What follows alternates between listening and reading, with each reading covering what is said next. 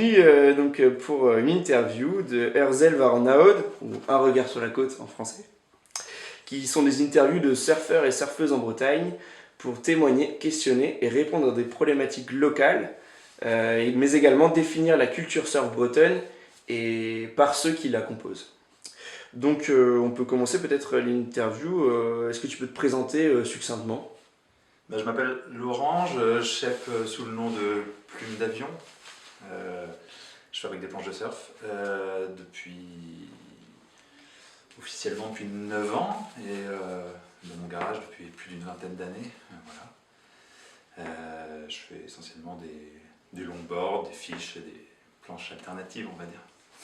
Ok. Est-ce que tu peux expliquer d'où ça vient Plume d'Avion du coup?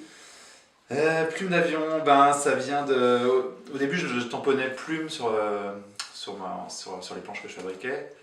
Et parce que j'aimais bien ce mot, ça m'évoquait plein de trucs, poétiques, légers, enfin ça me plaisait bien et je trouvais qu'il me manquait un truc, donc rapidement j'ai cherché un petit supplément à ce nom-là et du coup j'ai eu envie de mettre d'avion pour la blague en fait, quoi, pour le côté improbable, enfin voilà quoi, un peu décalé du coup, un bien grand mot mais un peu ouais, débile du truc.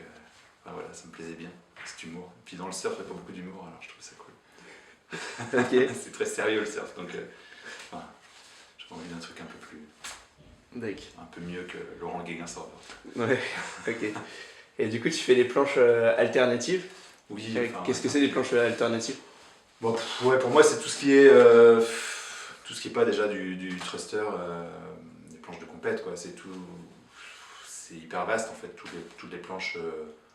ça peut aller du mini Simons au fish, en passant par des eggs, des bronzers, des longboards, et dans les longboards il y a plein de choses. Enfin, voilà, je suis ouvert j'adore explorer dans plein de shapes différents, donc alternatif en ça, mais bon maintenant c'est devenu un peu pas la norme, mais donc c'est plus tellement alternatif, mais je sais pas trop comment définir ça. C'est la mode quoi. Ouais, c'est la mode, maintenant c'est la mode. Tu fais des planches à la mode. Je fais des planches à la mode, je fais ça depuis toujours pourtant, mais maintenant ça devient un peu plus à la mode. Mais en même temps, c'est pas plus mal que ça se démocratise parce que ça reste des planches, des planches plaisir, quoi, un peu plus faciles à surfer, moins exigeantes aussi, encore que ça dépend des planches, mais si un peu moins exigeant qu'un thruster, quoi, surtout dans nos vagues bretonnes où il n'y a pas toujours des vagues super qualitatives. C'est chouette d'avoir des planches qui glissent, quoi. Enfin, moi j'aime bien surfer comme ça en tout cas, des planches qui génèrent de la vitesse un peu par elles-mêmes et qui sont pas. Voilà, des planches de feignant, quoi, un peu ça glisse. Ouais. Et il y a un rapport du coup entre les noms de tes planches et Plume d'Avion, parce que du coup, hirondelle, pigeon. Bah oui, j'ai commencé à chercher. Pour ces raisons-là, Plume d'Avion, je me suis dit, je vais trouver les modèles, je vais trouver des noms d'oiseaux pour ça, ça va être sympa, ça va être cohérent avec le nom. Ok. D'accord. Et alors du coup, est-ce que tu peux expliquer où est-ce qu'on est, ici, cette salle, le lieu en général? Là on est dans ma salle de chef, donc c'est là que tout part en fait, que je reçois mes pains de mousse, j'ai mes gabarits qui sont là, donc c'est là que je dessine les planches, que je commence à dégrossir les pains de mousse, c'est là que je fabrique la base d'une planche, quoi. Ouais.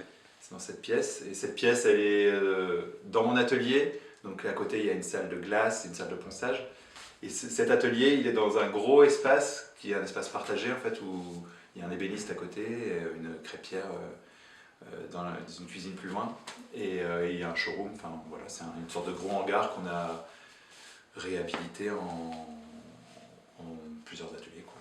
Est-ce que tu peux expliquer c'est à Closévet, à 1 km de l'océan. Ok, d'accord.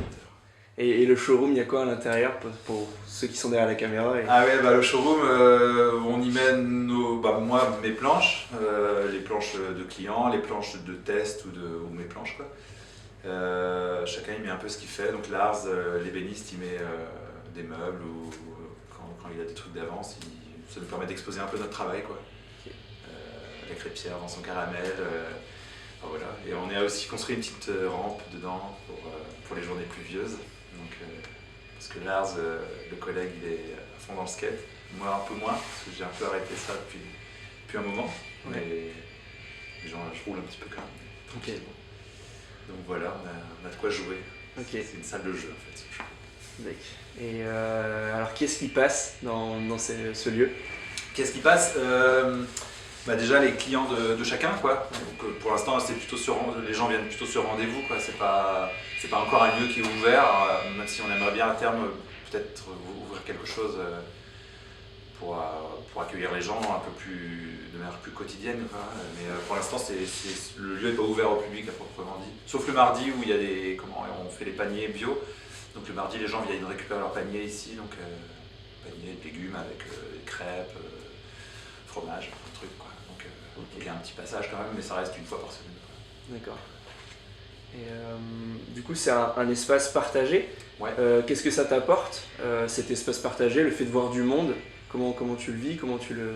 Je le vis beaucoup mieux que quand j'étais tout seul dans mon petit atelier à la maison et que des fois je pouvais voir personne pendant des semaines. Enfin, peut-être pas non plus parce que je vois des clients, mais là c'est vachement sympa justement de partager des compétences, même des avis avec les potes qui bossent là, quoi.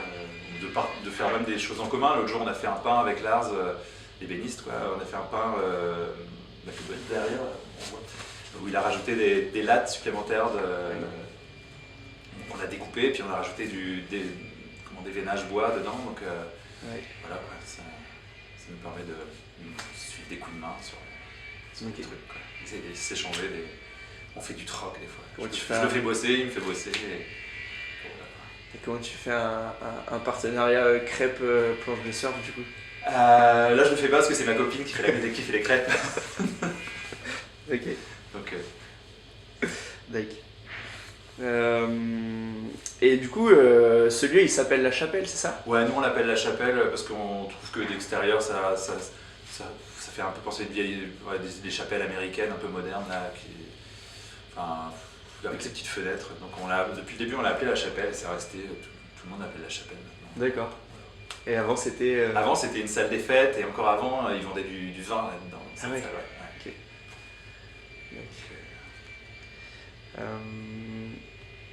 Alors est-ce que tu pourrais parler de... cette chapelle, elle est inscrite dans un territoire. Ouais. Est-ce que tu pourrais parler de ce territoire, ta vision de ton territoire,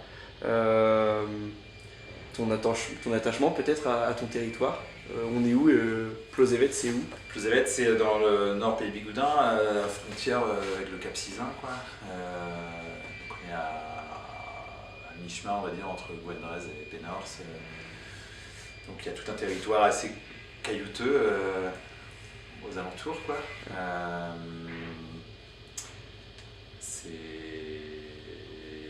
Je sais pas quoi te dire là-dessus. Oui, je suis forcément attaché à mon territoire, j'y vis depuis presque 20 ans, quoi. Donc, tu te définis plus bigoudin ou plus capiste? Aucun des deux, moi je suis né à Quimper, donc je serai jamais bigoudin pour les vrais bigoudins. Donc, ouais. Okay. Je suis pas capiste non plus, donc ça marche. Voilà, je suis un exporté, quoi. Et toi tu surfes vers où du coup? Entre cette zone-là, quoi, entre Pénors et Gouendrez, j'essaye de faire le moins de bagnoles possible pour aller surfer. Donc plus ça va, plus mon périmètre se restreint. Je vais plus surfer à la torche, je vais plus surfer à la baie. Enfin, quasiment jamais, quoi. Ça me fatigue de faire une demi-heure de bagnole, même. Parce que j'intègre le surf souvent dans une journée de boulot, donc j'ai pas envie de perdre une heure de trajet juste pour aller surfer, quoi. Donc des fois je surfe des vagues pas terribles en bas, je surfe un peu ce qu'il y a, des fois je suis pas à la bonne marée, du coup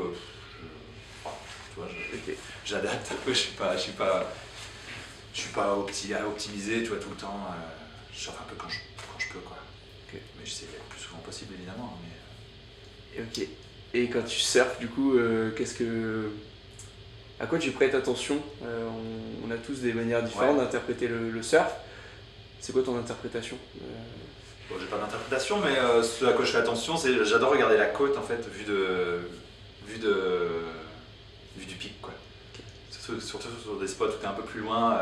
Je trouve ça marrant d'avoir cette vision-là, quoi. Je fais pas de bateau, donc j'ai pas une vision un peu retiré de la côte. Du coup, j'aime bien regarder la côte De la et voir, terre. et voir toutes ces maisons fermées. Ok. Ah oui, Ouais. ces maisons fermées. Ouais. On peut peut-être parler justement de ça. Là, une des questions, une des problématiques, ces interviews, dans ces interviews, je pose la question justement des problématiques locales. Ouais. Bon, les maisons fermées, les deux pieds dedans. Oui, oui. Est-ce que toi tu vois des problématiques locales sur ton territoire? Ouais. Bah, ça, c'en est une, par exemple, oui. Clairement, le logement, tout le monde ne parle que de ça. Enfin, les gens du coin, en tout cas, parlent beaucoup de ça, quoi. Il y a une vraie problématique qui est. Bah ouais, la gentrification de la côte, quoi, et tous les espaces, toutes les petites villes sont en train de se peupler, vraiment se peupler, quoi, avec des gens qui n'ont pas le même pouvoir d'achat que nous, quoi. Donc ça pose un vraiment problème pour les jeunes, quoi, pour les gens qui ont entre 20 et 30 piges. Pour se loger, ça devient compliqué. Je parle même pas d'acheter une maison, mais ne serait-ce que de louer, quoi, c'est compliqué. Donc, parce qu'il n'y a pas d'offre, pas beaucoup. Donc, alors acheter, les prix sont devenus exorbitants. Donc, ouais, ça devient vraiment un souci, quoi. Et pour toute cette population justement qui, enfin, nous on a eu de la chance, on est plus vieux, donc on a réussi à se payer un terrain à pas cher, quoi, à l'époque, mais c'est plus le cas maintenant. Et du coup, nous, je veux dire, si on est venu s'installer là, c'est pour être près de l'océan, quoi. Pouvoir surfer, intégrer le surf vraiment dans notre quotidien, quoi. Et donc, pour les jeunes maintenant, s'ils sont obligés d'aller surfer, d'aller se poser à Carhaix ou dans le centre Finistère pour pouvoir se loger, pour surfer, c'est problématique, quoi. Tu peux pas surfer tous les jours, tu peux pas intégrer ça dans ta vie, avec en plus le gasoil qui est à une fortune. C'est quoi l'issue, quoi. Ouais. Ouais, ça pose vraiment, moi ça me pose un peu problème. Ouais, Ok. Et dans ton entourage, tu connais des jeunes qui sont dans ce cas-là? Bah ouais, carrément. Bah après moi j'ai 46 balais, donc je côtoie moins de gens de la vingtaine, mais j'en connais quelques-uns quand même. Enfin j'en côtoie qui aimeraient bien pouvoir se payer un petit bout de terrain pour à terme construire une petite maison en bois comme plein l'ont fait ici, quoi. Et c'est compliqué, quoi. C'est même inimaginable, quoi, je pense, pour l'instant. Les banques prêtent pas, enfin, Ouais. c'est trop cher. Ouais. Et du coup, là-dessus, vers qui on pourrait se tourner pour essayer d'aller de l'avant sur ces problématiques-là? Bah, je sais pas, il y aurait peut-être quelque chose à faire avec les mairies pour essayer de réguler ça, mais après c'est un gros problème. Je suis du shaper, c'est dur de trouver des solutions, j'ai pas vraiment de solution toute faite pour. Je suis pas politique, hein, mais comment faire pour réguler ce problème? Franchement, j'en sais rien, quoi. Yes. Ça pose question en tout cas. Et du coup, tu vois passer pas mal de monde dans ton atelier. Ouais. Qu'est-ce que c'est la clientèle de La clientèle, il y a un peu de tout, quoi. Des gens qui savent très bien surfer, des gens qui débutent, des femmes, des hommes, de plus en plus de femmes. C'est assez varié en fait. Okay. Ouais. Mais surtout des gens qui veulent. Les gens viennent me voir parce qu'ils savent ce que je fais comme planche et j'ai pas de demande pour des planches plus perf, genre thruster et compagnie, quoi. Ouais. Donc c'est plutôt des gens qui veulent faire des gros carves, glisser, plutôt que faire des gros rollers. Ouais, ok. Ouais. Du coup, tu es shaper. Est-ce que tu pourrais un peu raconter une journée type? Ouais. J'ai pas de journée type vraiment parce que je fais toujours différents trucs en fait. Alors quand je pars de zéro et que j'ai fini une fournée et que je me remets à shaper, ma journée ça va être juste de shaper. Donc je vais faire une planche, puis je vais commencer une deuxième. Puis en général je fais rarement plus de 1-2 planches par jour parce que je prends mon temps pour shaper. Et puis la deuxième journée je vais faire pareil, je vais encore shaper. Puis quand j'ai 4 planches à peu près, 6 des fois, je me mets à stratifier, donc je change de pièce, je viens à la pièce d'à côté, je bosse avec la fibre de verre, la résine, et là j'essaie d'optimiser ça, quoi. Donc pendant les temps de séchage, des fois je me remets à shaper, ou alors enfin ouais, je suis toujours en train de bidouiller, quoi, pour essayer de rester actif tout le temps en fait. Donc c'est assez variable en fait. J'ai pas vraiment de journée type, quoi. Ok. Voilà. Et puis des fois ça dépend aussi de la motivation. Des fois j'ai pas envie de faire du ponçage, ou quand j'arrive au ponçage, du coup je stocke plusieurs boards à poncer d'un coup après. Enfin, ça dépend, ouais, un peu de l'envie, quoi.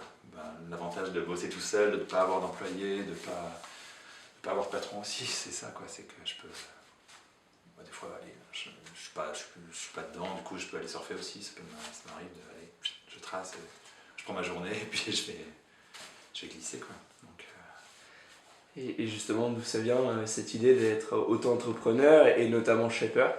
Shaper, ça vient parce que j'ai toujours fait ça en fait. Ouais. J'ai commencé à surfer peut-être 2 ans après, j'ai commencé à shaper, à me faire des planches pour moi, parce que dans les années 90, il n'y avait pas de proposition de. Alors, tu vois, toutes ces planches alternatives qu'on surfe là, il y avait rien dans les années 90, en tout cas en France, en Bretagne. Il n'y avait pas beaucoup d'options shape, quoi. Et moi je voyais tout le monde galérer avec des thrusters hyper fins, avec des rockers pas possibles. Et genre j'ai bien essayé de m'en shaper un, mais j'arrivais pas à surfer ça, quoi. Donc je me suis shapé un longboard, un fish, etc. Et voilà, quoi. Donc c'était quoi ta question? Je sais plus. D'où c'est venu en fait Ouais. Oui, c'est venu de mon envie que je trouvais pas de planche qui me satisfaisait, quoi. Ok. Donc c'est parti comme ça, quoi. D'accord. Est-ce que tu pourrais parler de l'évolution du surf, parce que tu disais à l'instant que le surf tu l'as commencé il y a longtemps. Ouais. Depuis que tu as commencé, comment tu l'as vu Quand j'ai voulu grandir. Comment? Il y a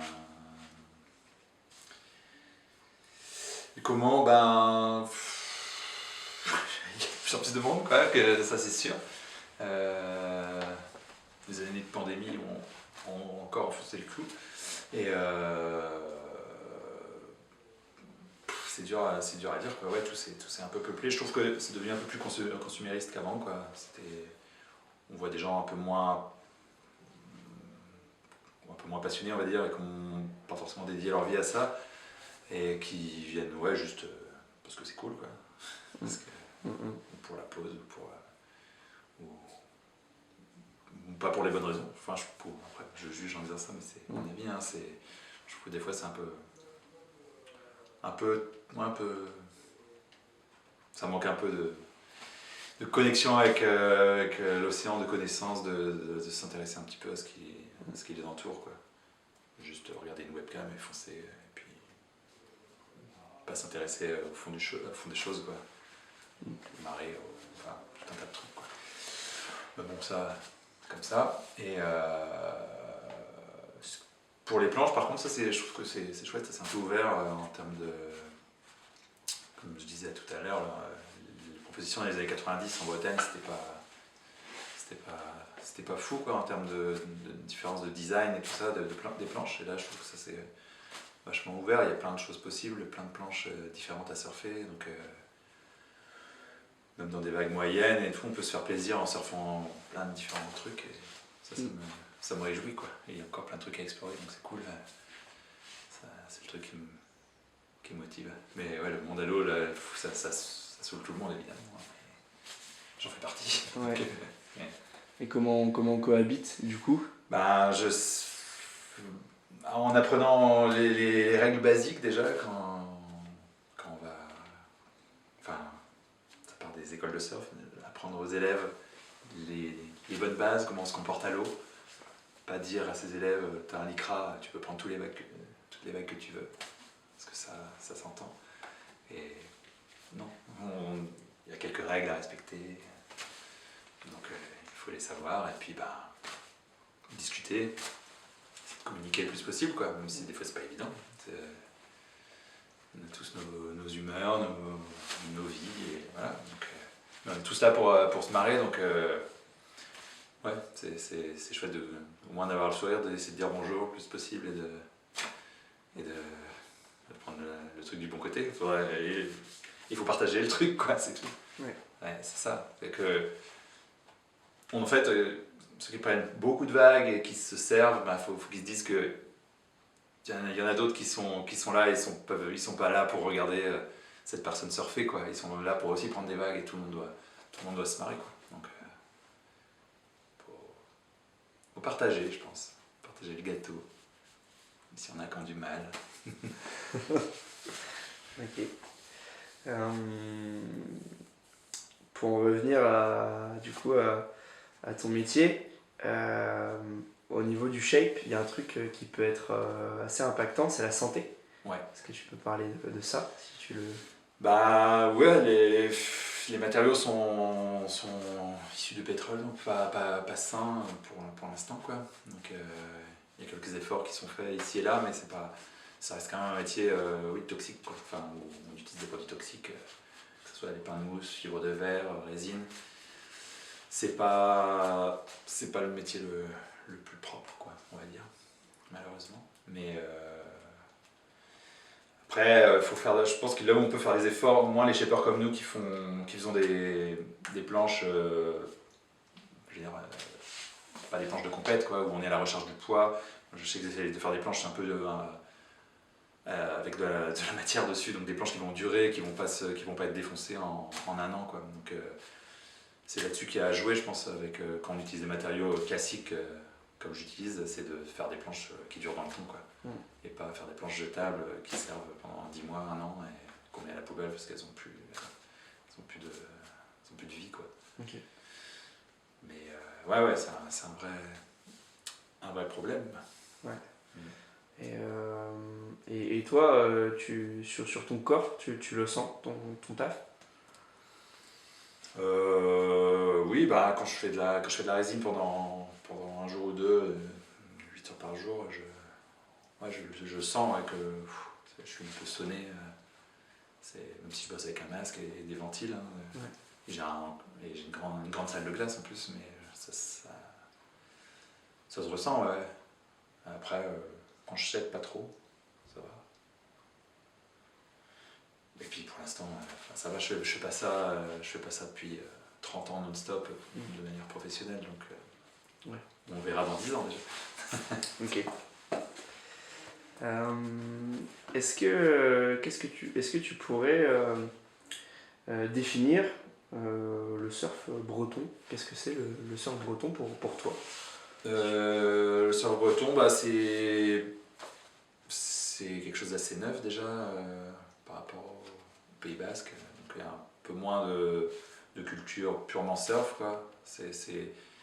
Puis, enfin, on a surtout aussi cette ouverture sur l'océan qu'on a peut-être un peu moins dans les Landes, Pays Basque, c'est-à-dire que c'est une terre de marins ici, donc il y a cette approche-là aussi, quoi. La côte est très découpée, donc il y a plein de ports, il y a vraiment une culture maritime qui est hyper forte, quoi. Donc beaucoup de surfeurs sont aussi marins, planchistes, enfin windsurfers ou autres, quoi. Donc pêcheurs. Donc il y a vraiment un attrait pour l'océan ici assez fort, quoi. Okay. Donc ouais, voilà. Okay, ça roule. Est-ce que tu voyages? Moins depuis 2 ans, forcément, avec ces histoires de pandémie. Donc je voyage surtout en France là, depuis 2 ans. J'ai redécouvert un peu la montagne. J'y allais plus depuis des années parce que ça coûtait assez cher et que je préférais aller au soleil et surfer des vagues en short que d'aller à la montagne. Mais là, j'ai apprécié y retourner, quoi. Découvrir le ski de fond, découvrir des randos, découvrir des nouveaux endroits que je connaissais pas. Puis on a un chouette territoire aussi, hors la bande côtière, quoi, un peu dans les terres, il se passe des choses chouettes, quoi. Donc je voyage un peu plus localement, on va dire, un peu plus français. Okay. Mais j'aimerais bien voyager un peu à l'étranger aussi. Ça fait du bien de voir d'autres cultures, d'entendre d'autres langues, voir d'autres trucs, quoi. Ouais. Donc, partir pour mieux revenir. Ouais, c'est ça, c'est inspirant aussi si je sais, c'est pas écolo. Mais c'est pas parfait. Ouais. Mm. Et alors, comment on fait pour pas se dégoûter de son travail dans le temps? Ben, continuer à surfer déjà, ça c'est super important. Enfin après je donne pas une solution pour les gens qui font n'importe quel métier, je parle pour moi. Hein. Juste shaper des planches sans surfer, ça aurait plus trop de sens, quoi. Donc il faut garder ça, même si c'est pas toujours évident. Et puis avoir la curiosité il y a plein de choses qui ont été inventées, mais il y a encore des petits trucs à créer en termes de shape, de design et du coup ça m'anime vachement, quoi, de essayer des nouvelles choses en fait, quoi. Ouais. C'est en ça qui me fait un peu vibrer, quoi. Même si quand je shape pour des clients, c'est souvent des choses que j'ai déjà réalisées ou des trucs que je sais que ça va marcher, donc je fais ça, j'expérimente pas. Mais en tout cas pour moi, j'essaie assez régulièrement de me faire des planches pour pouvoir continuer à développer les trucs, à proposer des nouveaux modèles, avoir un peu de nouveauté. Et puis même pour moi, quoi, vu que je surfe essentiellement dans la même zone qui fait 15 km, on va dire, donc c'est plus ou moins les mêmes vagues, je trouve ça chouette d'avoir différents supports.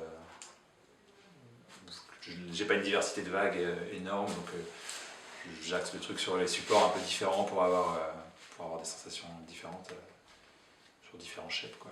Ok. Et dans la showroom, c'est vrai que tu as ton plier qui est installé. Ouais.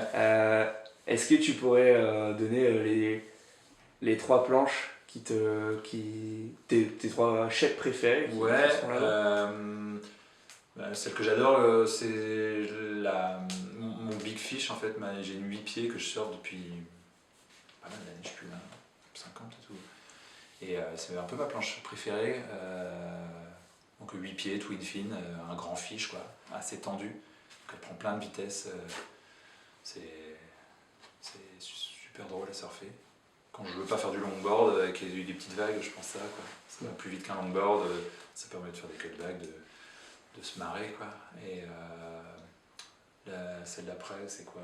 Ça serait ma dernière planche que j'ai fait pour la numéro 500, en fait, que j'ai fait pour moi. Oui, d'accord. Et c'est une 8-6, un triplane, une carène un peu spéciale, en twin aussi.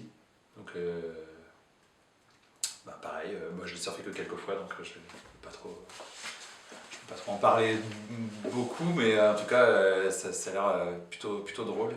Okay. Dans les grosses vagues un peu molles, ça peut être chouette. Et enfin, grosses vagues.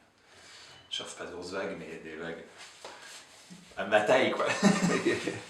Et ça peut être chouette. Et sinon, qu'est-ce que j'ai d'autre? J'aime bien les hulls aussi, mais j'ai pas souvent l'occasion de les surfer. Ça demande des vagues un peu creuses, et donc j'ai un hull que j'aime bien aussi, mais que je sors pas souvent. Et c'est un design que j'aime assez, les hulls. Et voilà.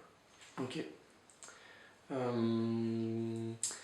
Est-ce que tu pourrais, par exemple, si je te pose la question, dans 10 ans, plus d'avion, c'est quoi?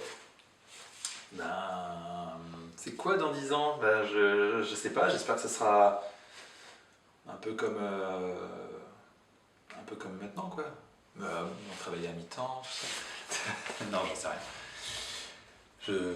J'espère continuer à faire ça, j'espère que la santé me permettra de continuer à bosser là-dedans, que j'ai pas des envies de grossir ou j'ai envie de continuer à faire mon petit truc dans mon coin, à bosser tout seul ou pourquoi pas avec un pote, mais avec mon fils, j'en sais rien, ou ça peut être ça aussi, mais j'ai pas des envies de devenir